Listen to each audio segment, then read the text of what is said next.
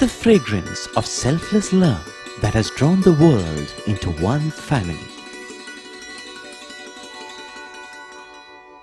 The truth of an eternal message that has been revealed through every act and word. The fulfillment in service that has been taught by relentless sacrifice. The Lord's own life is indeed His message.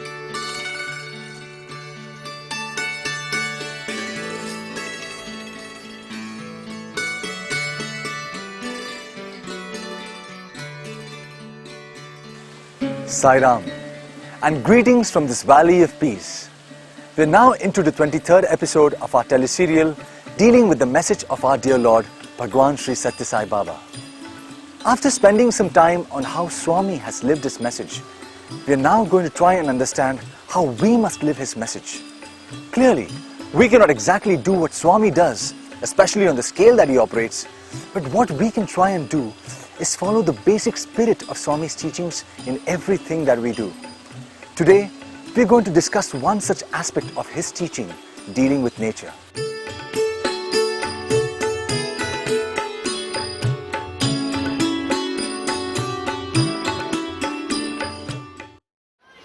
We are all a part of nature, but it is amazing how little people of today appreciate that. That is largely because of the way we live.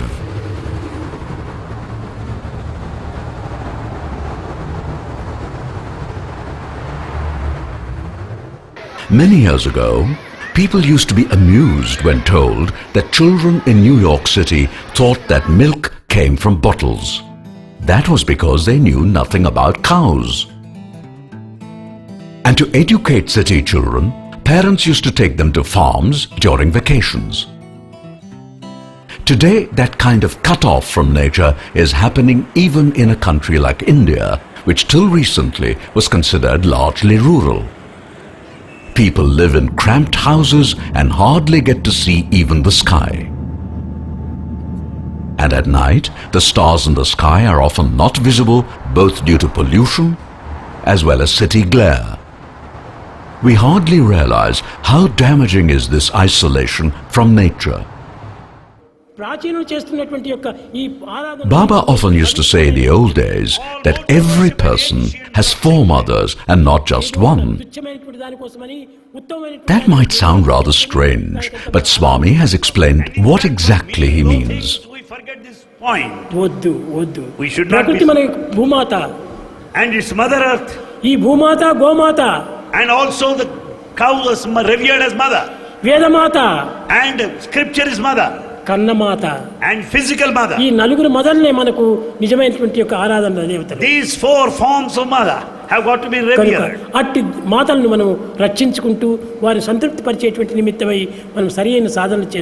respect and worship the mother, the physical mother, the cow the mother, the scripture is mother. And worshipping of God is most important. Baba says that clearly the physical mother who gives birth to our body is our first mother. Swami referred to the physical mother as Sharira Mata.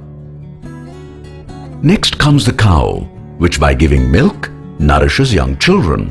Swami referred to the cow as Gomata.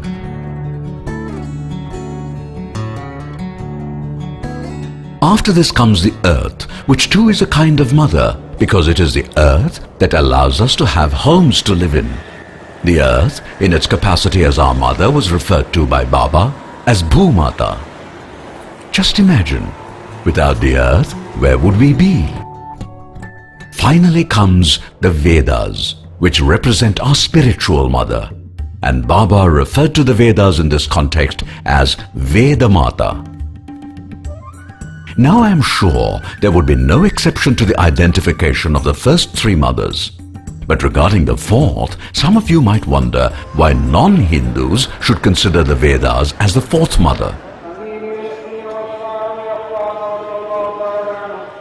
I should explain that in the present context, Vedas should not be taken literally as a set of books that are studied and hymns that are chanted in India.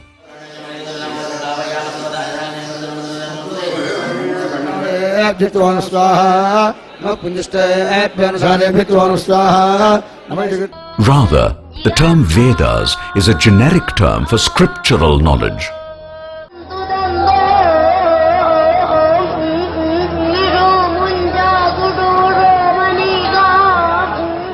By the way, as everyone knows, the earth is spoken of as Mother Earth in many cultures.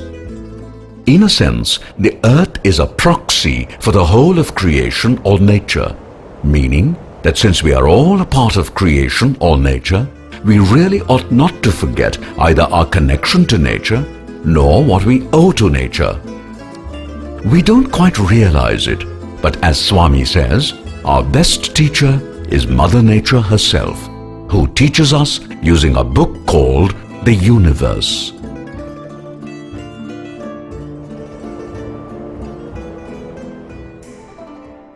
Learning from nature used to be an important part of ancient culture.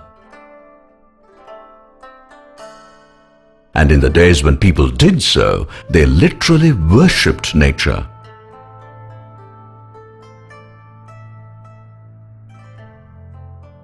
Let us now consider two examples of people learning from Mother Nature.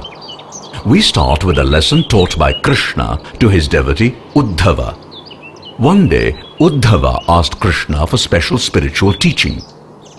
Krishna replied, "Uddhava, I am pleased with your spiritual thirst, but do you know that lessons can be learned from everything you see around you?" A messenger of the Lord named Dattatreya taught this to my ancestor Yadu. Dattatreya said, "O king, nature is the best teacher, and I have learnt so many things from various entities in creation. The earth bears all loads silently. This taught me the importance of forbearance and patience, and the need to be firm like a mountain. In the sky, we see clouds and think there is no connection between the sky and clouds. This is wrong. I learned that in the same way, there is a connection between our body and the Atma within. For where did the five elements making up the body come from, except God or Atma? Do you know that the python never goes in search of food? It just eats whatever comes in its way. Sometimes it has to wait for days, but it does so patiently. This taught me that man should accept with fortitude whatever life offers, be it favorable or unfavorable. We have all seen the moth flying towards a flame and then becoming a prey to it. From this I learned that unless a person controlled his senses, he runs the danger of being destroyed.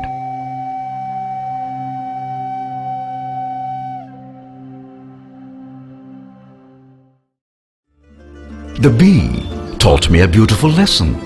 Have you noticed that the bee never hurts the flower from which it sucks nectar? Also, it never takes more than a limited amount. That taught me contentment and the importance of being kind to the one who gives. The least one could do is not to harm that person. After describing many such examples from the teachings of Dattatreya, Krishna finally said, "Uddhava, nature is a great teacher, but lessons are not readily apparent. You will learn the lessons only when you train yourself to search beneath the surface and look for a meaning. Creation is beautiful, but do not be dazzled by it. Look beyond, and you would see the Creator who is much grander."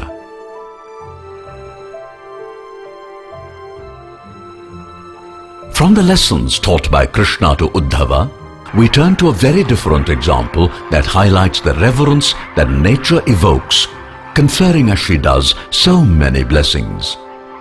In the middle of the 19th century, during their westward march, the settlers in America, after fighting many wars, made a settlement by which land belonging to native Indian tribes was transferred to the government in Washington.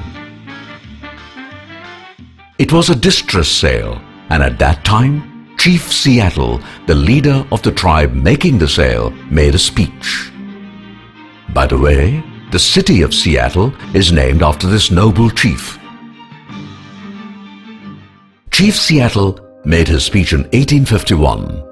There was, of course, no recording facility available then, but based on notes and memory, many have reconstructed the chief's speech.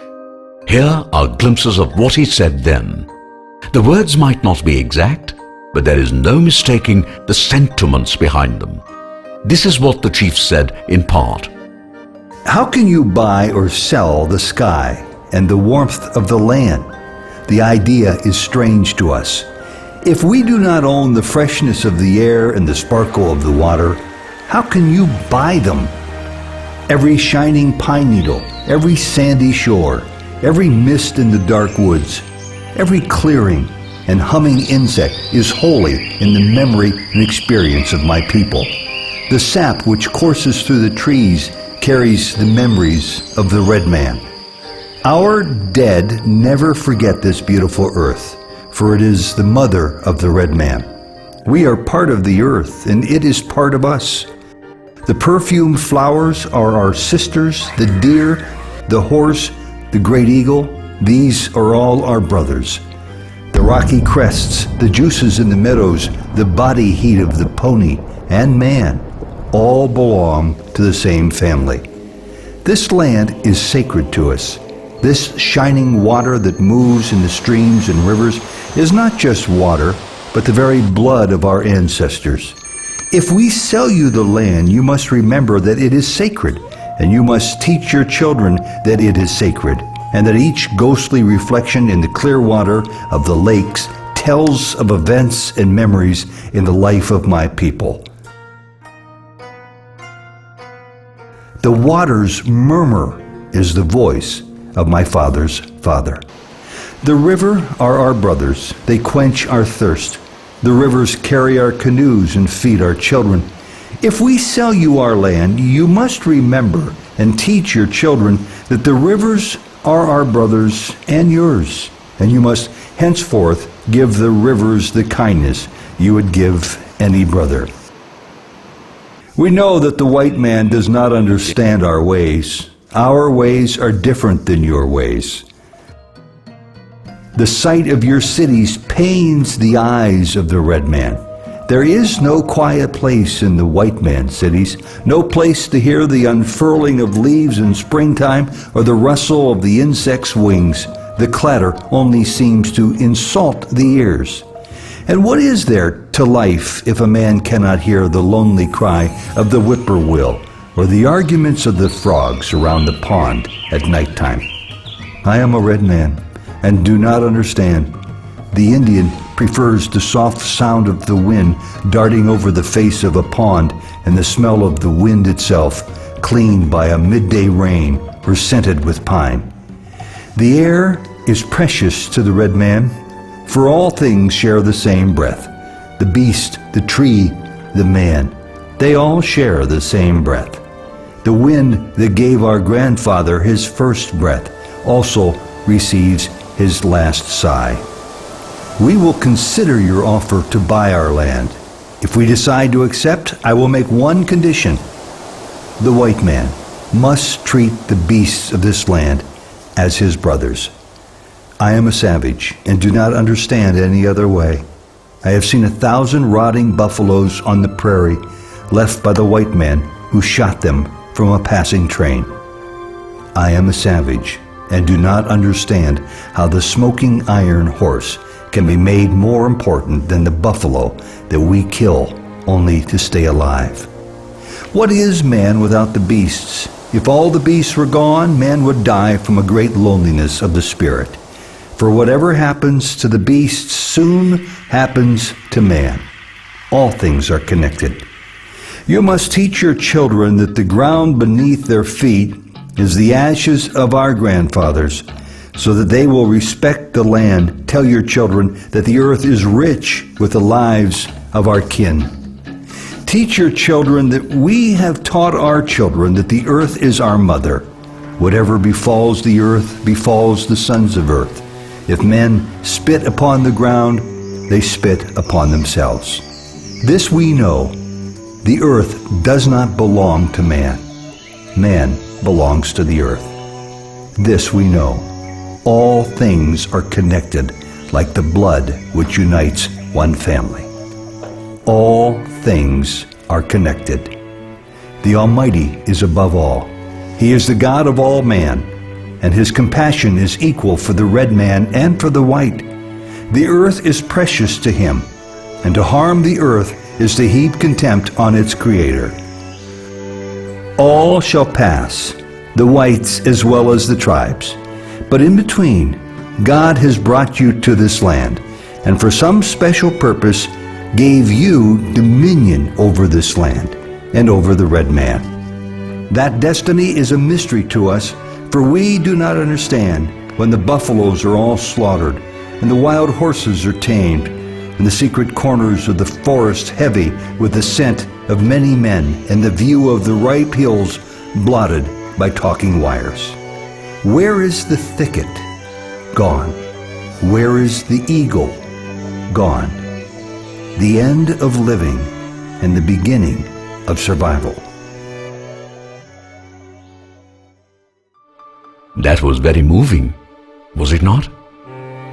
It is interesting that throughout the world, ancients in all lands revered nature in one manner or the other. Be it the Polynesian tribes, or the people of India, or the tribes of Africa, and of course the tribes and nations that lived all across the American continent, both north and south. What all this shows is that in ancient times, and in fact to a certain extent until even recent times, people paid attention to nature, loved nature, respected nature, and even worshipped nature.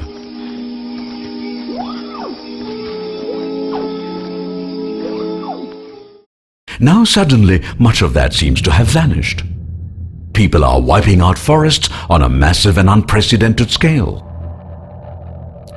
Land is being grabbed left and right in the name of urbanization.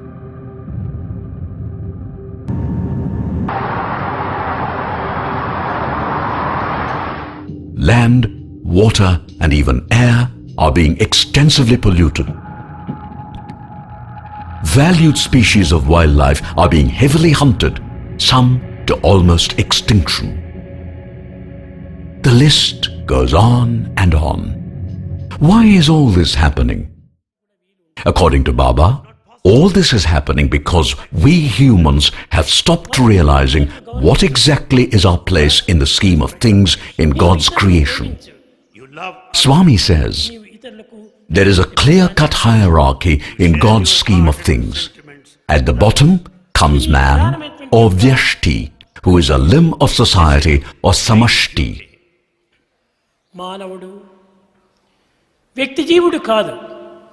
Man is not merely an individual. He belongs to a community. Individual is a soul. Community is divinity. Society, or Samashti, is itself a small aspect of nature, or Srishti. What about nature, or Srishti? It too is nothing but a limb of God Almighty, or Parameshti. There is thus the totem pole, Vyashti, Samashti, Srishti, and Parameshti. Humans must realize where they stand and play their role accordingly. In particular, every individual must make sure that no action of his harms society or is injurious to nature in any way. All such actions could cause pain to God and must therefore be avoided. Well, that is what Swami tells us. And do you know where all that must start? Can you guess? Well, Swami has himself given us the answer. He says, Bangaru, it all starts with sealing on desires. Think about it, and that would tune you for our next episode. Meanwhile, thank you for being with us, and we hope that you join us again tomorrow. Jai Sai Ram.